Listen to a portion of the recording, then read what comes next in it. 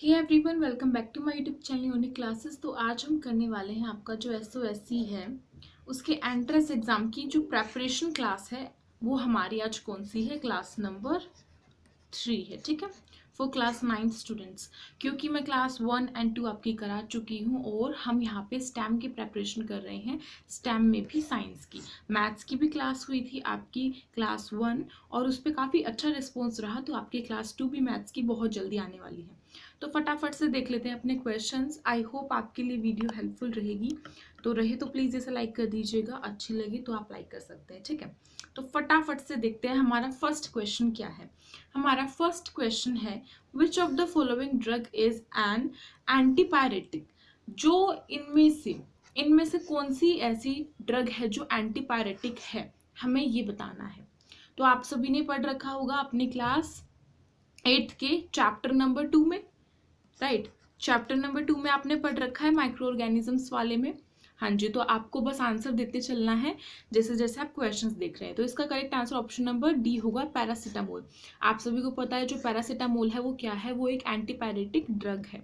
ठीक है, इसे ज़्यादा नहीं लेना चाहिए, ये डॉक्टर्स का भी सजेशन होता है ना। नेक्स्ट क्वेश्चन देखिए। नेक्स्ट आपका क्वेश्चन आ गया है, which one of the following gases is use in combustion. Combustion के लिए हमें इनमें से कौन सी गैसेज चाहिए होती हैं। तो आप सभी को पता होगा कंबशन मीन्स जब हम कैंडल, फॉर एग्जाम्पल एक कैंडल है आपकी बड़ी प्यारी सी, यहाँ पे ड्रॉ करती हूँ जैसा मेरे से होगा। एक कैंडल है आपकी, जब वो जलती है, ठीक है, जब वो जलती है तो उसको जलने के लिए भी क्या चाहिए, उसको जलने के लिए चाहिए, बताइए, उसको जलने के लिए क्या चाहिए होता है। उसको जलने के लिए चाहिए होता है ऑक्सीजन। कौन सी गैस चाहिए होती है, ऑक्सीजन गैस यहाँ पे उसको चाहिए होती है, ऑक्सीजन गैस। ठीक है, एक कैंडल को जलने के लिए ऑक्सीजन गैस चाहिए होती है, राइट। यहाँ पे ना तो उसको कार्बन डाइऑक्साइड चाहिए, ना ही उसको नाइट्रोजन चाहिए, ना ही उसको हाइड्रोजन चाहिए, उसको चाहिए ऑक्सीजन गैस। तो आप कभी भी ऐसा करके देख सकते हैं कि आप एक बॉटल के अंदर एक कैंडल को अगर बर्न करने की कोशिश करते हैं, यानी कि जलाकर, और फिर उस पर बॉटल रख देते हैं, काट के रखते हैं, तो उससे क्या होगा, उससे ऑक्सीजन की प्रेजेंस जो है वो ज़्यादा नहीं रहेगी, इस वजह से वो कैंडल जो है वो अपने आप बुझ जाएगी। ठीक है, ये काफ़ी सारे एक्सपेरिमेंट्स तो आपने किए होंगे अपनी क्लास में। नेक्स्ट क्वेश्चन है आपका, which of the following shows external fertilization. इनमें से कौन सा जो है वो एक्सटर्नल फर्टिलाइजेशन करता है। फर्स्ट ऑप्शन है फ्रॉग, सेकंड है ह्यूमन बीइंग, थर्ड है काउ एंड फोर्थ है आपका हैन। तो कौन सा एक्सटर्नल फर्टिलाइजेशन करता है, समझे। एक्सटर्नल फर्टिलाइजेशन कौन करता है, हमारा करता है एक्सटर्नल फर्टिलाइजेशन फ्रॉग। ठीक है, कौन करता है, फ्रॉग करता है, क्योंकि ह्यूमन बींग्स भी इंटरनल करते हैं, काउ भी इंटरनल करती है एंड जो हैन है वो भी इंटरनल ही करती है। काफी बच्चे हैन को भी सोच सकते हैं, लेकिन नहीं, हैन भी इंटरनल ही करती है, इसलिए ऑप्शन नंबर आपका ए जो है वो करेक्ट आंसर है। नेक्स्ट आपका क्वेश्चन फिर आ जाता है, क्या है, the micro organism which contains chlorophyll. जो माइक्रो ऑर्गेनिजम्स हैं उनमें से कौन सा क्लोरोफिल को कंटेन करता है, ये हमसे पूछा गया है। तो कौन सा करता है, हमारे करती है एल्गी, इसलिए ऑप्शन नंबर सी आपका करेक्ट है, एल्गी। अब भाई ये क्यों करती है, इसका जवाब आपको मुझे कमेंट बॉक्स में देना है। एल्गी जो है वो क्लोरोफिल कंटेन क्यों करती है, इसका जवाब आप मुझे अपने कमेंट बॉक्स में देंगे। ठीक है, जिसका राइट होगा बिल्कुल उसके लिए बहुत अच्छी बात है। ठीक है, तो जरूर देना है सभी को, जिसको पता है। नेक्स्ट आपका क्वेश्चन आ जाता है, the metal which is liquid at room temperature is. अब यहाँ पे हमसे पूछा गया है, इनमें से बताइए कि कौन सा मेटल जो है वो रूम टेम्परेचर पे लिक्विड फॉर्म में होता है। तो रूम टेम्परेचर में लिक्विड फॉर्म में कौन सा होता है।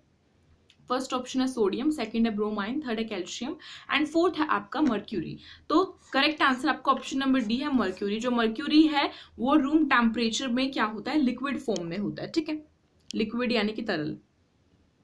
नेक्स्ट आपका फिर क्वेश्चन आ जाता है, substances which catch fire are cold.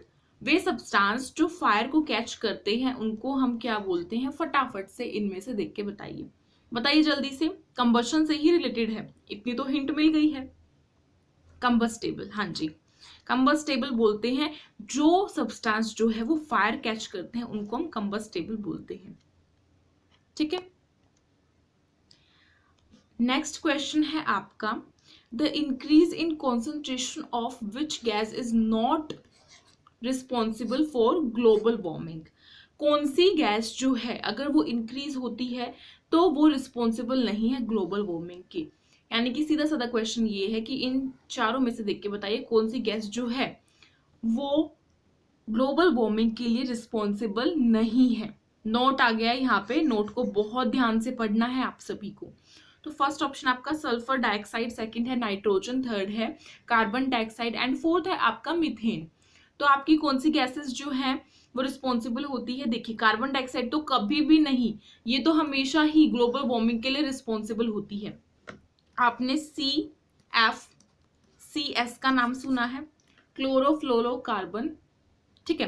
Chlorofluorocarbon gas जो है वो भी ग्लोबल वार्मिंग के लिए क्या है? रिस्पॉन्सिबल है, ठीक है। तो आपका यहाँ पे correct answer option number B है, नाइट्रोजन। जो नाइट्रोजन है हमारी वो ग्लोबल वार्मिंग के लिए रिस्पॉन्सिबल नहीं है, ठीक है। इसलिए यही हमसे पूछा गया था और यही करेक्ट है। बाकी जो आपकी सल्फर डाइऑक्साइड है ये भी रिस्पॉन्सिबल होती है, और जो आपकी मीथेन है, मीथेन भी हमारी ग्रीन हाउस में आती है, आप सभी को पता होगा ग्रीन हाउस गैसेस में। नेक्स्ट आपका फिर क्वेश्चन आ जाता है, क्या है? Which bacteria helps in setting of curd. जो कर्ड है हमारी, यानी कि जो दही खाते हैं हम, दही जो है उसको कौन सा बैक्टीरिया सेट करता है? क्योंकि दही किससे बनती है? कर्ड किससे बनती है? कर्ड बनती है हमारी मिल्क से। मिल्क से क्या बनती है? हमारी कर्ड जो है वो बनती है, आप सभी को पता है। तो कौन सा बैक्टीरिया जो है वो हेल्प करता है कर्ड की सेटिंग में? फटाफट से आंसर बता दीजिए मुझे कमेंट बॉक्स में, जल्दी फास्ट। हाँ जी, आपका correct answer option number B है, लैक्टोबैसिलस, ठीक है। जो लैक्टोबैसिलस हमारे बैक्टीरिया हैं वो क्या हेल्प करते हैं? वो कर्ड की सेटिंग करने में हेल्प करते हैं। तो नेक्स्ट आपका क्वेश्चन है, विच of the following is biodegradable. हाँ जी, ये आपके इन्वायरमेंट वाले चैप्टर से आया है, ठीक है। तो कौन सा यहाँ पे दिए हुए हैं 4 ऑप्शंस, इनमें से देख के बताना कि कौन सा जो है वो बायोडिग्रेडेबल है। बायोडिग्रेडेबल यानी कि जो हमारी सोइल है, क्या है? जो हमारी सोइल है उसमें आसानी से जो कंपोस्ट हो जाते हैं, जो गल जाते हैं आसानी से, उसको हम क्या बोलते हैं? उसको हम बोलते हैं बायोडिग्रेडेबल, ठीक है। क्या बोलते हैं? बायोडिग्रेडेबल। और नॉन बायोडिग्रेडेबल भी मैंने आपको बताया था क्लास नंबर 2 में, आई थिंक आपको पता होगा अच्छे से अब तो। तो आपके जो बायोडिग्रेडेबल है वो है आपका, बताइए जल्दी से। फर्स्ट ऑप्शन है प्लास्टिक मग्स, सेकंड है डेड प्लांट्स, थर्ड है सिल्वर फॉइल एंड फोर्थ है आपका आयरन नेल्स। तो आपका प्लास्टिक मग्स तो कभी भी नहीं हो सकता है। प्लास्टिक, जहां पे भी प्लास्टिक का नाम आ जाए वहां तो हो ही नहीं सकता है, चाहे वो प्लास्टिक बैग्स हैं, पॉलिथीन्स है प्लास्टिक की, ठीक है। फिर आपका आता है डेड प्लांट्स। हाँ जी, ये आपका करेक्ट आंसर है, डेड प्लांट्स। जो डेड प्लांट्स हैं हमारे वो बायोडिग्रेडेबल होती हैं, जैसे कि जो हमारी सूखी हुई पत्ती होती है जो पेड़ से नीचे गिर जाती है, और जब वो सोइल में मतलब गिर जाती है उसके बाद सोइल में क्या करेंगी? वो कंपोस्ट अच्छे से हो जाएगी। क्या? कंपोस्ट जो है वो अच्छे से हो जाती है सोइल में, ठीक है। ऐसे ही हमारे जो वुड है, वेजिटेबल्स हैं, वेजिटेबल्स के जो सब्जियों के छिलके होते हैं, फ्रूट्स के छिलके होते हैं, वो आसानी से हमारे सोइल में क्या है? कंपोस्ट हो जाते हैं, गल जाते हैं। लेकिन जो प्लास्टिक की चीज़ें हो गई, पॉलिथीन बैग्स, मग्स, ठीक है, बॉटल्स, ये सभी क्या है? ये नॉन बायोडिग्रेडेबल होती है। ऐसी जो सिल्वर फॉइल है, सिल्वर फॉइल भी हमारा नॉन बायोडिग्रेडेबल होता है। साथ ही साथ जो आयरन नेल है, जो लोहे की कील होती हैं, आयरन नेल्स जो लोहे की कील होती हैं, वो भी हमारी नॉन बायोडिग्रेडेबल होती हैं। तो यहाँ से आपको एक फायदा होता है कि आपको 3 चीजें जो हैं वो नॉन बायोडिग्रेडेबल की आ जाती हैं, और एक चीज आपको पता चल जाता है कि ये बायोडिग्रेडेबल है, ठीक है। नेक्स्ट क्वेश्चन देखिए। नेक्स्ट आपका क्वेश्चन है, क्या है next question? The fusion of sperm and ओवा यूजुअली ऑकर इन। जो स्पर्म है हमारा और जो ओवा है, उनका जब फ्यूजन होता है, यानी कि जब वो मिलते हैं, तो वो कहाँ पर मिलते हैं जाकर? ठीक है, इनमें से देखकर हमें बताना है कहाँ पर मिलते हैं वो, उनका फ्यूजन कहाँ पे होता है ये हमें बताना है। फर्स्ट है ओवरी, सेकंड है यूट्रस, थर्ड है टेस्टिस एंड फोर्थ है आपका, यहाँ पे टेस्टिस की स्पेलिंग गलत है, फोर्थ है आपका यहाँ पे ओविडक्ट। तो करेक्ट आंसर आपका क्या होगा? ऑप्शन नंबर डी होगा, ओविडक्ट। ओविडक्ट को हम फैलोपियन ट्यूब भी बोलते हैं, आप सभी को पता होगा आई थिंक। फैलोपियन ट्यूब भी हम ओविडक्ट को बोलते हैं। तो अगर इसकी जगह फैलोपियन ट्यूब आता है तो आप उसे भी करेक्ट करके आएंगे। फैलोपियन ट्यूब हो गया, ओविडक्ट हो गया, दोनों ही सिमिलर है, इनके नाम चेंज किए हुए हैं, बस ओविडक्ट को हम फैलोपियन ट्यूब भी बोलते हैं, ठीक है। तो जो हमारे ओविडक्ट है यानी कि जो हमारी फैलोपियन ट्यूब है उसमें हमारा स्पर्म एंड जो ओवा है उसका फ्यूजन होता है। नेक्स्ट आपका क्वेश्चन क्या है? नेक्स्ट है friction can be reduced by using. जो फ्रिक्शन है उसको किस तरीके से कम किया जा सकता है? ऑप्शंस है आपके यहाँ पे, फर्स्ट है ऑयल, सेकंड है आपका ग्रीस, थर्ड है आपका पाउडर एंड फोर्थ है आपका ऑल ऑफ दीज। तो correct answer option number D है, ऑल ऑफ दीज। हम इन तीनों से ही फ्रिक्शन को कम कर सकते हैं, ठीक है। किससे? ऑयल से, ग्रीस से और पाउडर से। नेक्स्ट आपका फिर क्वेश्चन आ गया है the number of modes by which animals reproduce are. यानी कि कितने नंबर ऑफ मोड्स हैं, यानी कि कितने मेथड्स हैं, बेसिकली हमसे ये पूछा गया है कितने हमारे मेथड्स हैं जिससे जो एनिमल्स हैं वो रिप्रोडक्शन करते हैं। तो कितने होते हैं हमारे? फर्स्ट है 2, सेकंड है 3, फोर्थ और 4 सॉरी थर्ड है 4 एंड फोर्थ है नन ऑफ दीज। तो correct answer option number A है 2 होते हैं, एक असेक्सुअल और एक सेक्सुअल। असेक्सुअल और सेक्सुअल में आपको डिफरेंस पता होगा। असेक्सुअल वो होते हैं जो केवल एक ही गैमेट रिप्रोड्यूस कर सकता है, यानी कि चाहे वो फीमेल हो चाहे वो मेल हो, उसे हम कहते हैं असेक्सुअल, ठीक है। फॉर एग्जाम्पल हाइड्रा हो गया और अमीबा हो गया, है ना, यही। और दूसरा होता है हमारा सेक्सुअल, जिसमें दोनों गैमेट्स का मिलना बहुत जरूरी है, ठीक है। सेक्सुअल मीन्स जिसमें दोनों जो गैमेट्स हैं, male and female gamete, male and female gamete का जब फ्यूजन होता है तब रिप्रोडक्शन होता है। For example human beings, animals जैसे कि काउ एंड डॉग हो गए, ठीक है। तो आपका अब क्वेश्चन हो जाते हैं खत्म। आई थिंक आपको वीडियो पसंद आई होगी, लाइक कर दीजिएगा, इसे शेयर कर दीजिएगा अपने फ्रेंड्स में एंड सब्सक्राइब कर दीजिएगा हमारे चैनल को।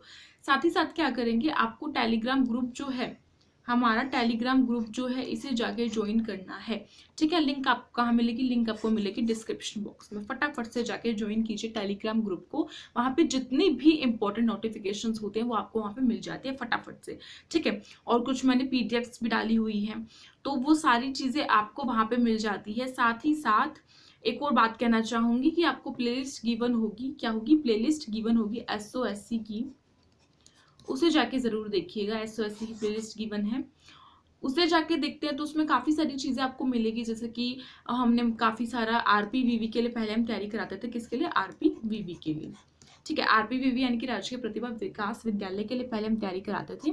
तो उसमें आपका साइंस भी आता है, मैथ्स भी आता है, ह्यूमैनिटीज़ भी आता है, रीजनिंग भी आता है ना। लेकिन SOSC में अभी ने बांट दिया गया। फॉर एग्जाम्पल स्टेम में इन्होंने साइंस, मैथ्स एंड रीजनिंग कर दिया। ऐसे ह्यूमैनिटीज़ में इन्होंने क्या कर दिया? ह्यूमैनिटीज़ में इन्होंने सोशल साइंस कर दी और हमारा जो जर्नल नॉलेज है वो कर दिया। तो आप उन्हें जाके देख सकते हैं, सेपरेट सेपरेट वीडियोस हैं, आपके लिए हेल्पफुल रहेगा, ठीक है। तो thank you so much for watching this video. मिलते हैं एक न्यू वीडियो के साथ।